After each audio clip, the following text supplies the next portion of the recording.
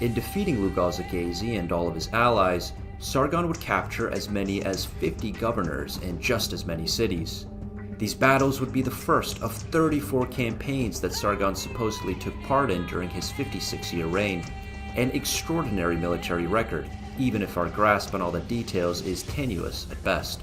Indeed, we know frustratingly little about the means with which Sargon triumphed over his foes, both on a strategic and tactical level.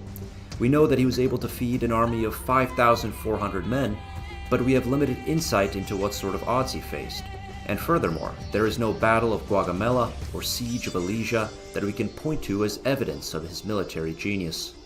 But the results of a great captain speak for themselves, and it is the results, bloody and destructive as they are, that surviving Akkadian art and literature almost lovingly dwell on. Take, for instance, the inscription on a clay tablet found in Nippur, celebrating the exact moment Sargon triumphed over Lugalza-Ghazi. Quote, Sargon, king of Akkad, overseer of Ishtar, king of Kish, anointed of Anu, king of the land, governor of Enlil, he defeated the city of Uruk and tore down its walls. In the battle of Uruk he won, took Lugalza-Ghazi, king of Uruk, in the course of the battle, and led him in a collar to the gate of Enlil.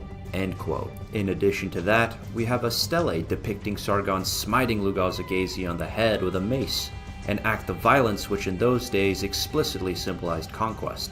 With Lugalza-Ghazi safely out of the picture and the city of Umma destroyed, Sargon consolidated his control of Sumer before setting his sights on more distant lands. Though the line between conquest and raid becomes blurred, we know Sargon and his men made it as far as Elam and Susa in present-day Iran and Mari in Syria. In a poem titled Sargon, King of Battle, we see him exhorting his men on the eve of battle after crossing over the Amanus Mountains into Anatolia. Quote, Tomorrow, Akkad will go to battle. The celebration of the manly will be held. The writhing ranks will writhe back and forth, 2 women in labor, bathed in their own blood.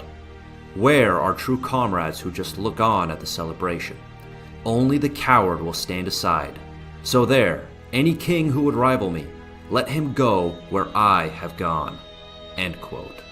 In other such poems, the words that are put in the mouth of Sargon are those of destruction, of stormed strongholds and cities reduced to ruins, of populations uprooted, exiled, with only their bones remaining, burnt or left to the rats.